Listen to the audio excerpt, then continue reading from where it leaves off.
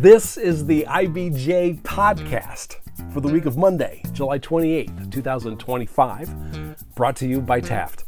I'm your host, Mason King. Welcome back to the podcast, everybody. Natalie van Dongen grew up in a small farming community outside a modest city in central Illinois. She spent most of her youth either in school or in the woods by her home. Approaching high school graduation, she wanted to study theater in college and definitely didn't want to go to Butler University, where both of her parents graduated. But that's where she ended up. 2 weeks ago, she became the Hogsett administration's point person for addressing the concerns and complaints of nearly 1 million Indianapolis residents.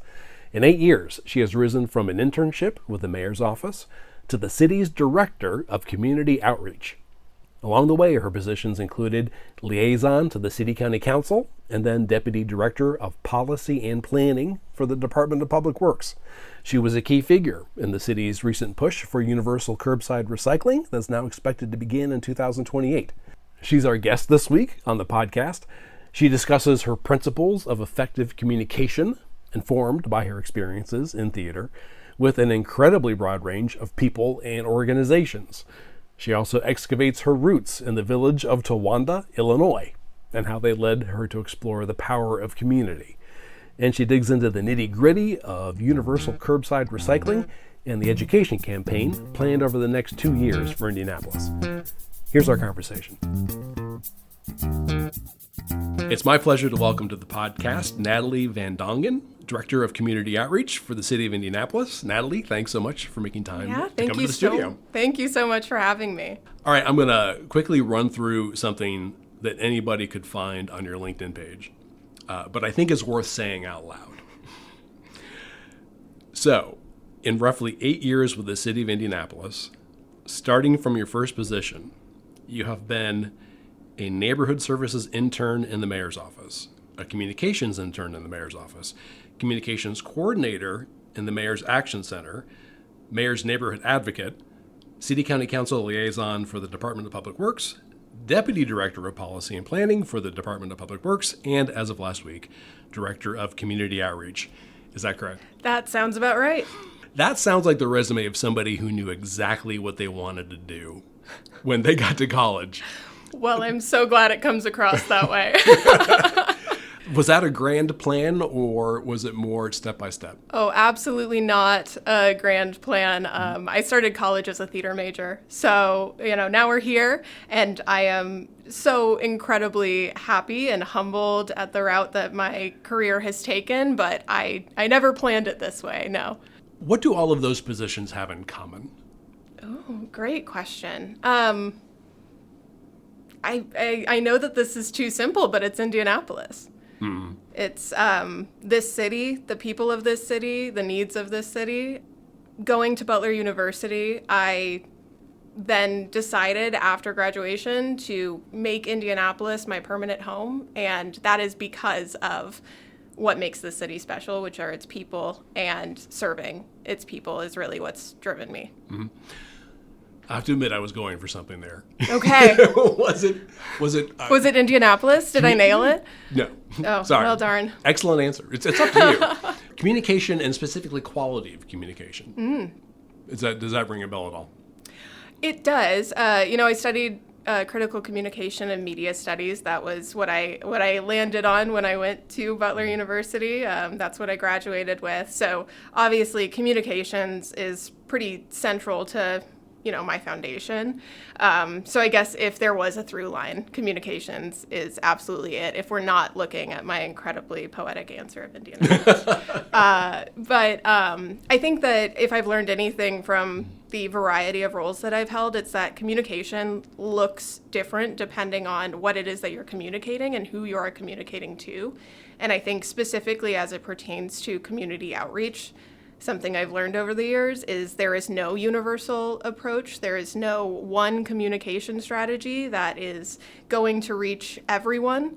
There is just listening, learning, and serving. So I think that absolutely communication is fundamental, but I think if you would have asked me when I was a Butler student what communications mean, it means it would be a different answer than what I could say now. This is a big reach, and it's something that an English major would do. Okay. Do you think that your experience in theater helped you understand how best to communicate to different kinds of people? 5,000%. And I'm very glad that you just said that. I've talked about this with, folks on my team. I've talked about this with interns before. I've talked about this with college students that have, been routed my way. Theater is at its core being able to empathize.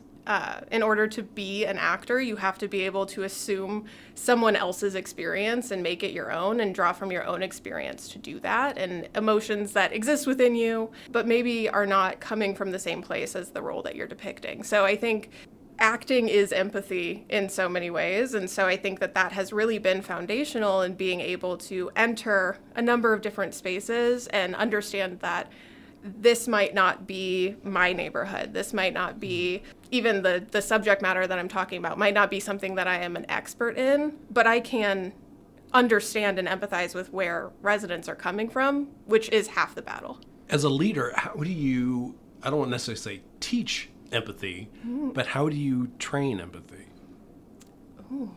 Something that I have talked to my teams about in the past is it is so incredibly important when you are taking on a role with the city to sit back and listen for a while. Listen to those around you, listen to your colleagues, and you're not just listening for, I need this information because I need to be able to jot it down and recite it. You're listening to understand, and part of understanding is understanding both the problems, but also what shared problems exist. Really being able to connect those dots is entirely dependent on your ability to absorb what those around you are telling you and be really critical when you are listening. So I think that is, a huge step toward empathizing, is just not feeling like you need to show up with answers, not feeling like you need to say all of the right things, but instead being willing to listen, being willing to be criticized, being willing to have hard conversations and learn from those and let those propel you. Because as long as you are listening, as long as you are able to put your ego aside, adopt that humility, and just, open your heart and mind to what folks are telling you, you'll be able to empathize with them. Mm-hmm. If you walk into a room, though, and you're closed off and you are assuming that you have all the answers, and if you just tell folks everything you know, everything will be resolved, that's not empathy. That's not going to develop a lasting or a relationship founded in trust.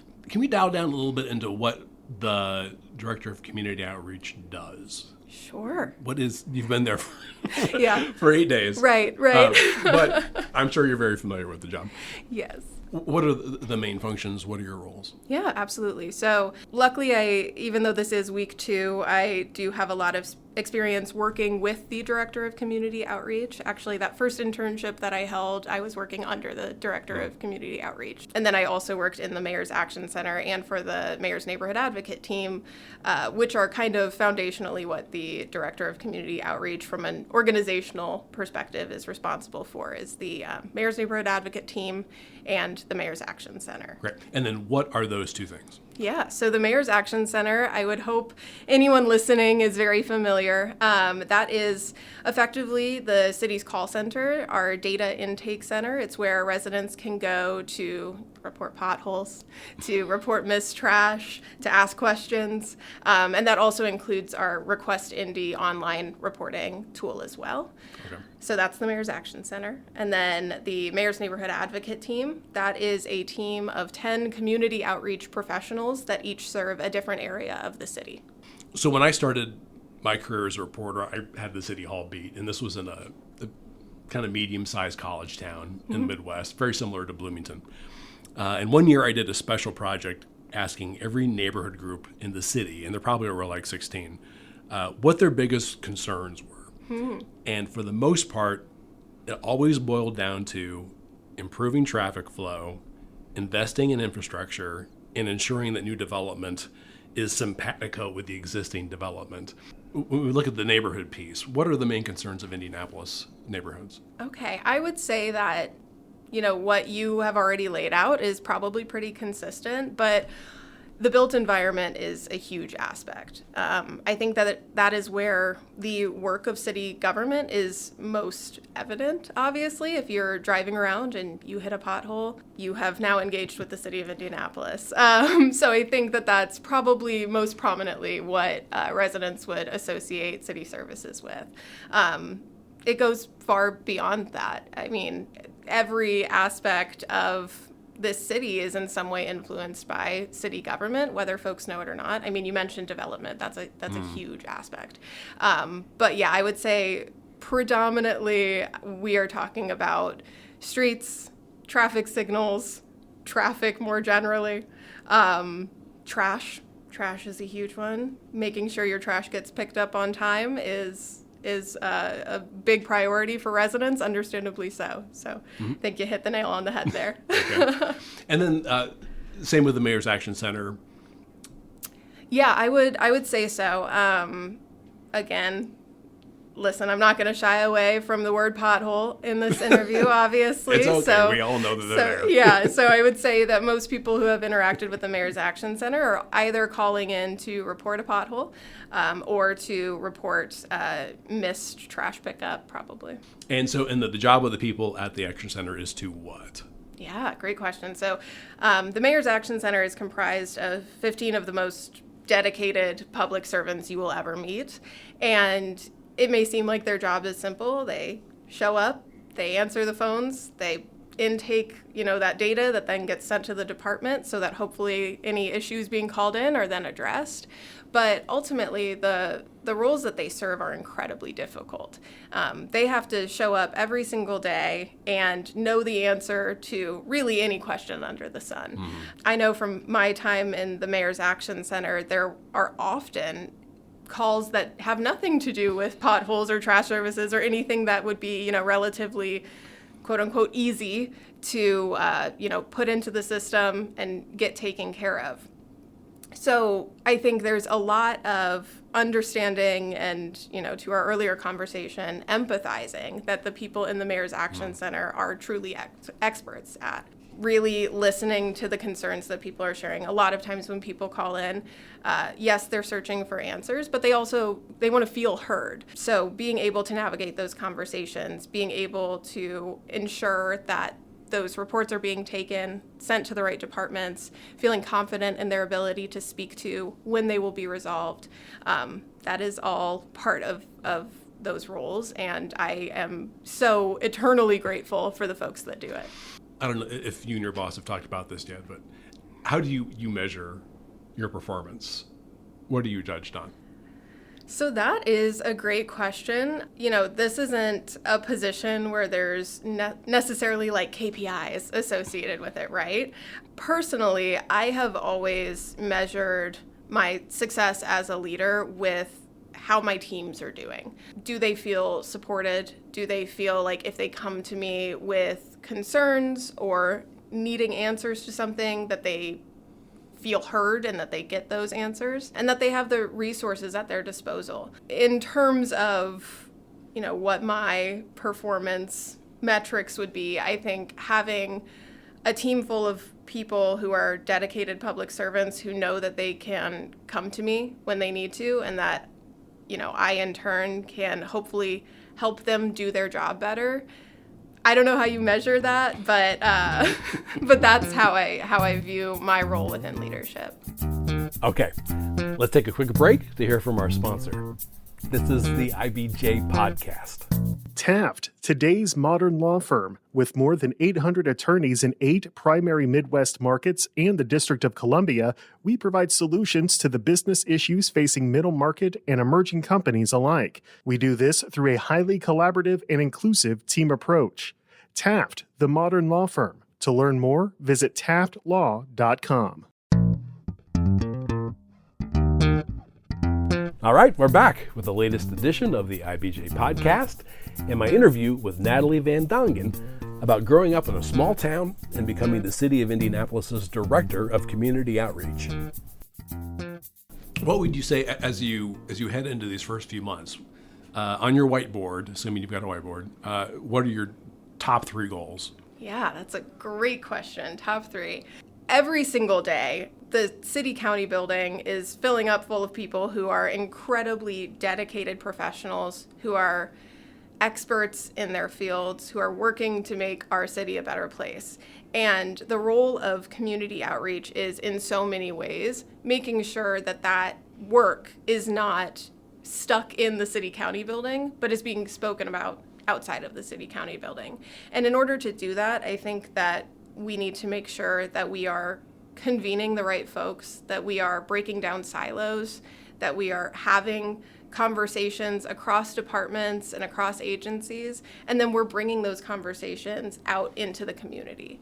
So my primary goals are making sure that internally we're having conversations with every department, every agency, that the mayor's neighborhood advocates feel like they have the answers from those departments that they need so that they can help them with that goal of getting the message out there, telling residents, what we are working on, and to get to the second goal, making sure that residents know that they're part of the conversation.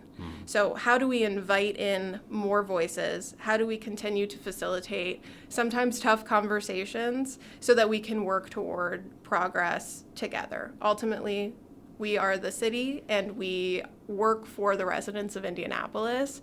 And I understand that. The Mayor's Neighborhood Advocates understand that. The Mayor's Action Center understands that. And I know that all of our departments do as well. I will say a personal kind of carryover from my previous role is I played a role in the solid waste procurement process. So we have a new solid waste provider coming to the city of Indianapolis, and that's LRS. And at the beginning of next year, we will transition service over to LRS. So I think from a community outreach perspective, that is a big one to start with. As I mentioned earlier, every single resident cares about trash pickup, and that is a key function of city government. So making sure that that transition goes as smoothly as possible through the work of community outreach and the M&As and the MAC is a key priority for me. I have questions for you about that. Okay. Later on. I had to mention it. No, I'm sorry. The one real specific thing I wanted to talk about. But I'll defer here to Mayor Hogsett, who said in the release that it announced your appointment that through the course of your career with the city, you have proven yourself as a solution finder who seeks out ways to address issues the residents face every day. He also praised your dedication to turn the needs and wants of neighbors into actionable efforts. Now, you've already had your interview for this position and you got the job. You don't need to impress me, but can you give me some examples of how you have done that? I kind of used to joke that my previous role as Deputy Director of Policy and Planning for DPW was Deputy Director of Problem Solving. And I think that one of the areas of great pride for me, some of the work that we did there was the Community Powered Infrastructure Program. So Community Powered Infrastructure joins the Indianapolis Neighborhood Infrastructure Partnership, the Tactical Urbanism Policy, and the Art in the Right-of-Way Policy under one umbrella. That's a 50-50 cost share. I know that all sounds very, very wonky. If you're in the communications business, okay, the first thing you need to do is explain these things so I can understand them. Yes, absolutely. So functionally, what that all boils down to is we know that residents know their neighborhoods best. And we at the Department of Public Works wanted to open the door for opportunities for us to collaborate with residents on traffic calming projects, on public art projects, and on larger infrastructure projects in their area. And so this was truly a passion project, but also one that came from residents asking us to do more. And this was the result of understanding that we had the Indianapolis Neighborhood Infrastructure Partnership program, which for anyone who isn't familiar, that is a 50-50 cost share program where, residents can pay 50% of wanting to resurface their street, for example. So knowing we already had that framework and that had been working for the department, so how can we build off of that to include more things that residents are asking for, but also understand that we are not going to be able to do a major capital project on every single street in Indianapolis within one calendar year. This is a great way to test different safety mechanisms like curb bump outs, or to be able to do asphalt art, like making a mural on the street itself. So these were all creative ways to bring residents in to decision making that was happening in their own neighborhood regarding their infrastructure. And you were involved in this Yes. as primarily a creator of this program, or someone who was... So I believe it was announced just before I took over as Deputy Director of Policy and Planning, but really the getting in the weeds, figuring out exactly what it looks like, was a shared effort between myself and the Administrator of Strategy and Technology in DPW, Daniel Stevenson. Okay. So a couple good examples of this would be... Yeah, so there was the 10th Street Tactical Urbanism Project in Community Heights, and that's was the first big tactical urbanism project, and they used water barriers to create traffic calming in the area. So what this essentially does is it tests a theory that when the city is able to go through and do a reconstruction on 10th Street, we will then be able to mimic the tactical urbanism project that was done. Oh, I see. Okay. Yeah. Yeah. So like I said, it's very wonky. It's like a pilot of an infrastructure project. Exactly. You get the same effect. Exactly. By putting the large water containers, call them large rain barrels, where you can see what effect that has on traffic when you go from, say, 2 lanes to 1 lane. Yes, exactly. Got it. And what about like an art project? Yeah, so actually if you drive on McCarty in the Fountain Square area right now, you will see an active tactical urbanism art in the right-of-way combo project that is ongoing, and that uses water barriers and asphalt art to test curb bump outs and lane reduction. What's a curb bump out? So that's a great question. A curb bump out is, generally speaking, it's nearing an intersection. It would inhibit the ability to park there. So it creates a natural separation as you're approaching an intersection that helps with visibility. It also makes people slow down when they're turning, and has very fun psychological effects I've learned about just generally reducing speeds overall. Okay, that's Yeah. cool. All right, let's say that I live on a relatively unbusy street. Okay. But man, in the morning, these freaking contractors come roaring through my neighborhood because it's an obvious way to get from one major artery to another. Sure. And it's just a straight shot, and for some reason there are no stop signs. So what I call you, or call the person in that position, and say, what can we do to slow the traffic down? Can we like maybe do an artificial traffic bump? Yeah. Or artificial, whatever you call it. The Speed bump. the bump thing, speed bump. Yeah, right.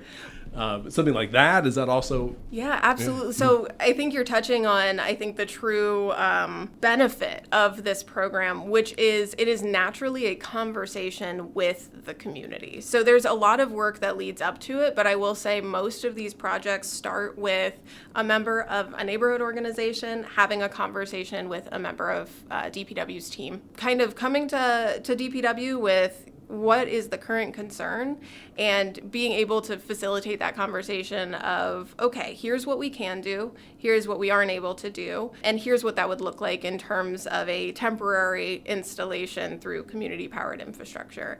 And then a really wonderful thing that community-powered infrastructure allowed us to do is the 50-50 cost share element. What that means is we understood that there is a true time cost to being able to do these projects, to have these conversations, to plan a big project like this. But on top of that, there is literal dollar costs associated with buying water barriers, buying vests for volunteers, buying paint, buying paintbrushes. So what we were able to do was, one, make it a 50-50 cost share program for art in the right-of-way and tactical urbanism as well. And then we also created the Tactical Urbanism Lending Library, which is a library of tools that neighbors can use for their temporary installations, but then the city retains. So we are storing them, we're making sure that they're in good enough shape to be used again, and then that's kind of the point. We can then use them in another project. So that lowers the cost for neighbors. They don't have to worry about procuring and storing these materials, and it solves a problem that we, right from the beginning, were like, okay, I doubt many neighborhoods have a storage unit to put 20 water barriers in, nor do they probably want to pay for one. So how can we solve that problem right away?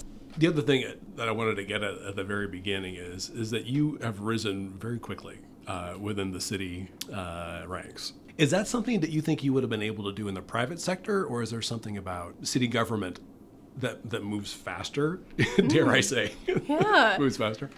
That is such a good question. And I think it speaks to something that I've always found really, really special about the public sector. And that is there are opportunities in the public sector because of the nature of the work that probably wouldn't be available in the private sector. And that is if you are continuing to show up, to listen, to truly enter each space with a desire to learn and to problem solve, then you naturally are able to make connections with folks, not just within the city-county building, but more broadly across the city of Indianapolis. Indianapolis, one of the things that I love most about the city is we are incredibly collaborative. And we have truly an open door policy when it comes to having conversations with folks, getting people to the table. And I think that's so special and has absolutely contributed to both my professional timeline, but also my personal life as well within the city. Being able to make Indianapolis a home and truly feel confident calling Indianapolis my home has been because this city has welcomed me with open arms. I think the city-county building is the same way. I think as long as you are there to work on behalf of the people of Indianapolis, there is a place for you. And everyone in there comes from a completely different background, completely different area of expertise. There's no one path that leads you to city government, but that is because everyone who is there is needed, their expertise is needed, and there truly is a spot for everyone at the table. So you, tell me if I have this right, you were born in Indianapolis, but you moved at an early age to, is it Towanda? Yeah. Illinois. Yeah. Okay. I technically, to correct the record, born in Indianapolis. When I was 6 months old, we moved to Bloomington Normal, lived in Normal, Illinois until I was about 5 or 6, and then moved to Towanda. So most of my childhood was spent in Towanda, Illinois. Right. And Towanda, I mean, it's in the Bloomington Normal metro area, but it's the most famous suburb of Bloomington Normal. Okay. Is that what they hang their hat on? Nope, not even close. Is there a sign outside the village? Not even close. I mean, it's close, but it's definitely a part. Yeah. I mean, it's not like Fishers. Right. You know, where absolutely. You can't quite tell where Indianapolis ends. It is the village ends. of Towanda. I think the zip code is less than 2,000. I don't know what the most recent census numbers are, but it's a very, very, very small, beautiful little town. My understanding Village. is it is, I mean, for more than 120 years, it's been between 400 and 800 people. Yep. How did you end up there? So my mom recently retired, but worked for State Farm Insurance for the majority of her career as a lawyer. State Farm Insurance is headquartered in Bloomington Normal, Illinois.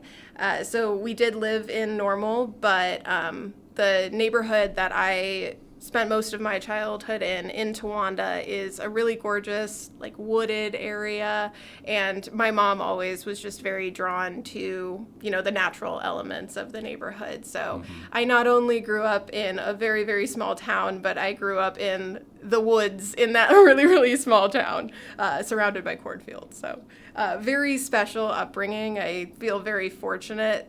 I got to spend a lot of time playing again in the woods, playing pretend outside, and it was truly a beautiful, beautiful neighborhood. And I also have a very, very special place in my heart for Towanda because that was really, I think, my first true sense of community was in Towanda. Being such a small town, I felt like especially through my childhood best friend, a lot of her family lived in Towanda for her entire life, for their entire lives. So I felt very connected to Towanda as a place.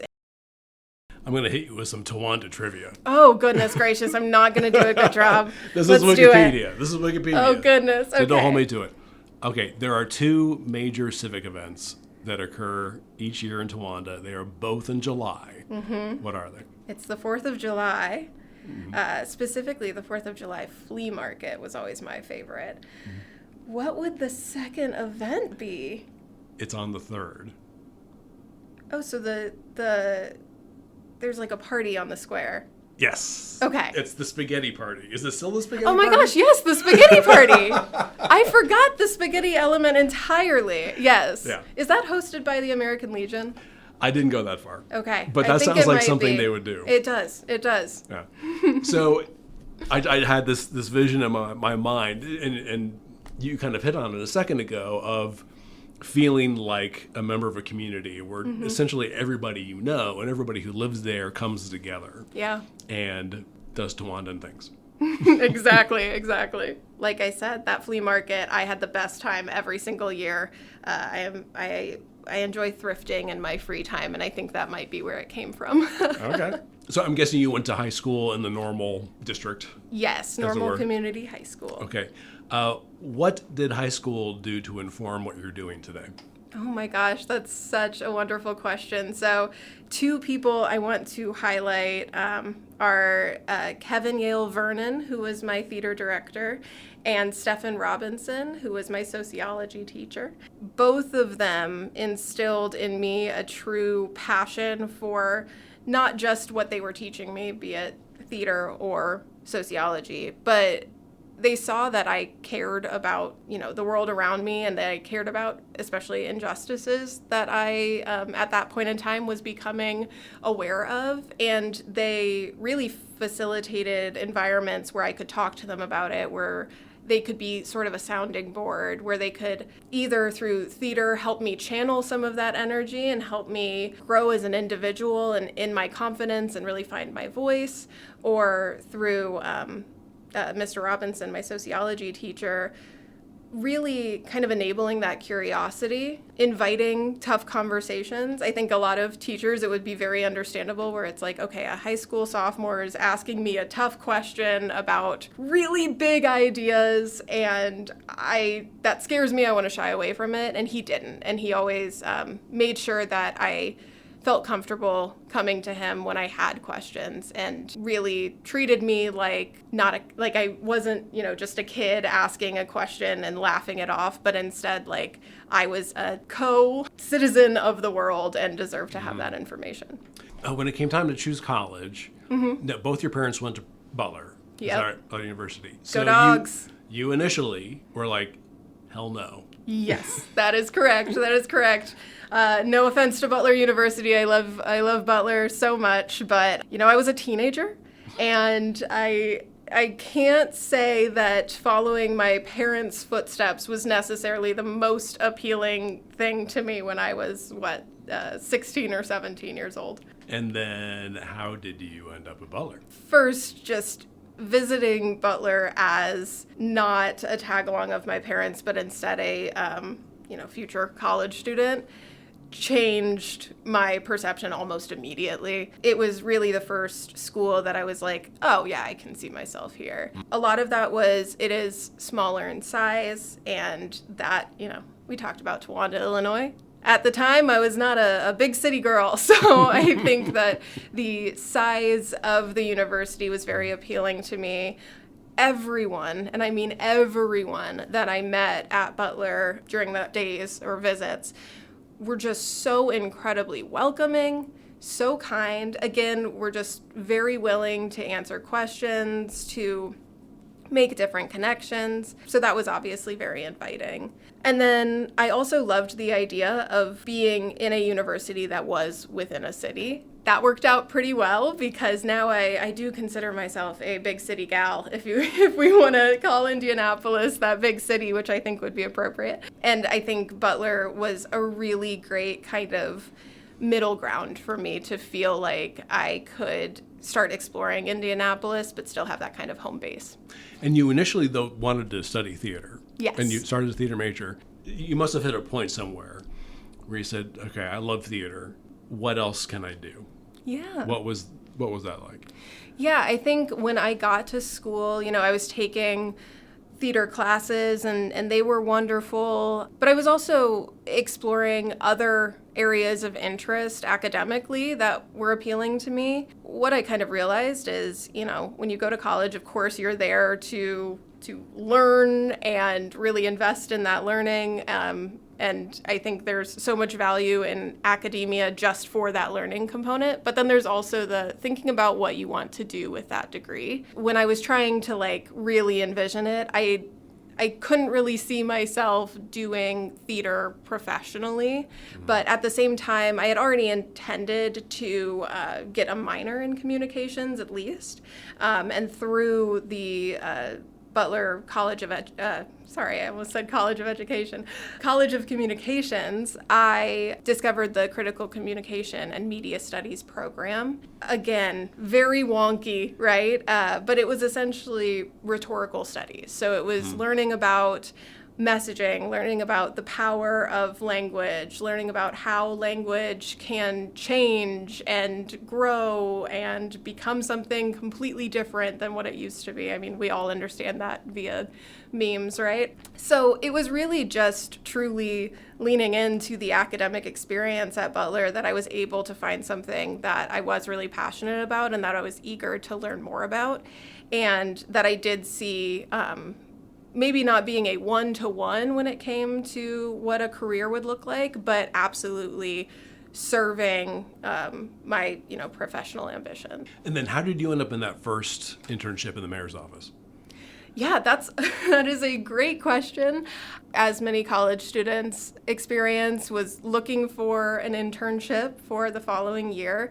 And I was talking to my mom, and my mom said, well, have you considered the mayor's office? And sent me a link. To the mayor's office internship program. I know. Hold on. She was doing the work.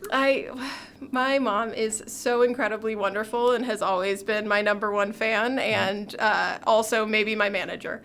So yes, she did. She sent me the link, and I decided to apply, and the rest is history, I guess. Wow, what would have happened had she not been looking for that? I know. Well, prior to that, I did intern at the Indianapolis Zoo. I was an interpretive intern, and that was so much fun because I got to talk about walruses and orangutans, and so maybe I would have ended up going to the zoo if I was so lucky. But no, I'm so incredibly grateful that my mom sent me that link when she did.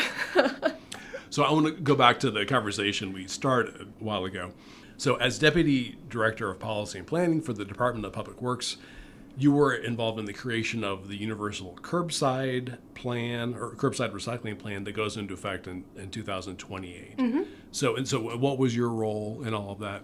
Yeah, so as deputy director, I was overseeing the procurement process, which I was not the start of. This is a years-long process that I can by no means take full credit for. It was absolutely an entire team of people, both with DPW, with the Office of Sustainability, and with the city's purchasing division that led this process. But within policy and planning, I was sort of driving progress forward on that project overall. I think universal curbside recycling has a bit of a branding problem. I still don't know what it means. Sure, yeah. So we have recycling available in the city. I put my blue and yellow bin out every 2 weeks. How is universal curbside recycling going to be different from what I do now? Yeah, so right now the city operates under a subscription recycling model, which means residents can contact the contractors that work within the city, the solid waste hauling contractors. So as it stands, that is Republic and WM. Moving forward, which used to be, I think, Waste Management. Yes. Is that right? Yep. Okay, right. And then at the beginning of next year will be LRS. Which is Lakeshore Recycling Services. Right, they're in Illinois. Okay, yep. Right. So as it stands, residents subscribe through those hauling contractors for recycling services. What universal curbside recycling is in 2028, we will shift to recycling being similar to your solid waste, your normal trash collection. And that is every household that currently receives solid waste services will get a recycling bin. It is no longer going to be subscription. It is an included solid waste service at that point. And then every other week, your recycling gets picked up. So it's pretty similar. Yep, pretty So similar. I'm still going to have trash bin and recycling bin. Yep. Trash gets picked up every week. Recycling gets picked up every other week. So the difference is is what? It becomes included with solid waste services. So we're cutting out the middleman. It's no okay. longer a subscription between the resident and the contractor. Instead, it is a city service. Everybody gets it. Yep. Got it. Okay, thank you. I was Yeah, thinking, of what course. What does universal mean? Oh, right. Of course. So, okay, everyone has the ability to do that. Everybody will get a bin, and I'm not paying somebody separate. Yep. It's just part of my city services. You nailed it. Okay. Do I still pay for garbage pickup, or is that just covered in my taxes? It's your solid waste fee on your property tax bill. Solid waste fee. Okay, so that's all part of my solid waste. Yep. Okay. So, yeah, to get back to what you were saying, I mean, the city signed a contract with Lakeshore Recycling Systems earlier this year, and I think they start, early 2026, but the universal program doesn't happen until 2028. Yes, that's so, correct. What happens in those 2 years? What needs to happen? Absolutely. So as we were working through the procurement process, the absolute top priority was continuity of existing services.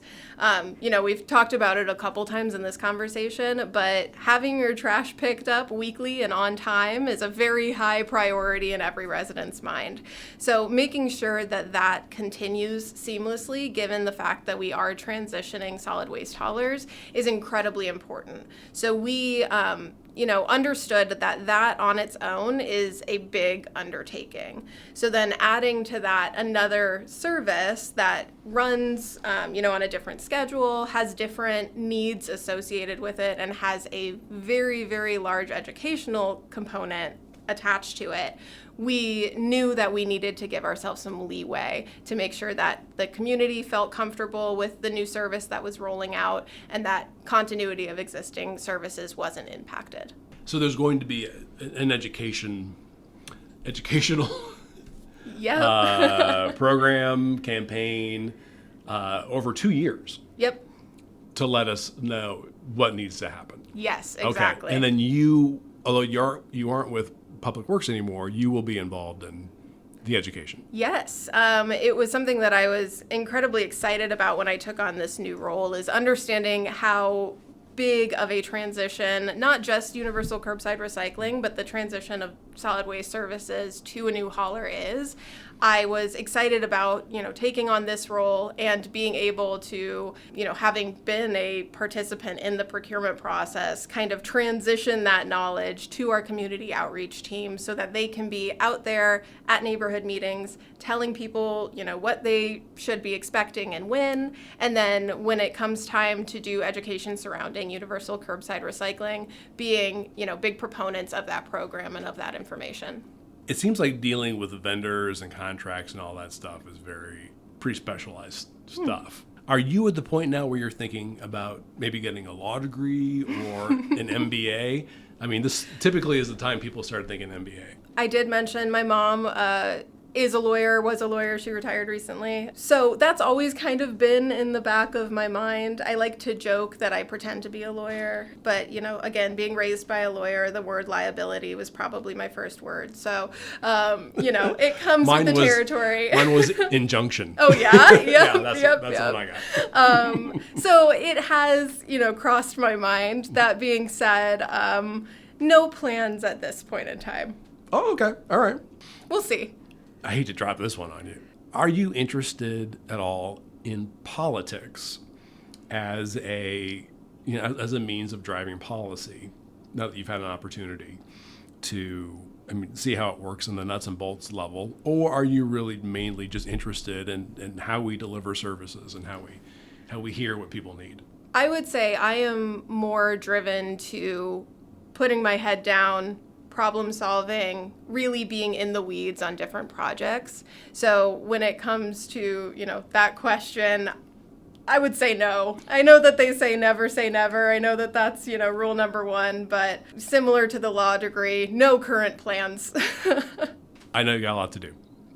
So I will let you go. But thank you so much for informing me on all this. Well, thank you so much. I am really excited by this conversation and also just incredibly humbled and excited to take on this new role. All right. Well, we'll check in with you in a little bit. Awesome. Sounds great. Thank you. My thanks again to Natalie van Dongen.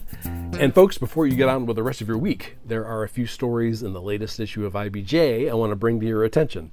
First up, New Jersey-based drug maker Bristol Myers Squibb this month dedicated its first production facility in Indiana, a clean room manufacturing site for radiopharmaceutical cancer therapies. Daniel Lee reports that the firm is banking on the treatments as more effective than chemotherapy. Also in this week's issue, Susan Orr details the fight over a $2 million Geist mansion occupied by the managing partner of a financial firm now in receivership. And you can meet the luminaries honored in IBJ's 4th annual Indiana 250, which identifies the state's most influential executives, entrepreneurs, attorneys, sports figures, and other leaders. And again, you can find these stories and features in the latest print edition of IBJ or online at ibj.com. Now, it's quite a bit easier to access all the latest business news and all of IBJ's data on Central Indiana's business community and economy if you're a subscriber. We're running a promotion right now that gives you complete access for $1 per week for 3 months, just to get a sense of how valuable and original our content is. Just go to ibj.com and click on the subscribe button. And thanks again for making time this week for the IBJ podcast. I'm Mason King. Hang in there, everybody. We'll be back again next week.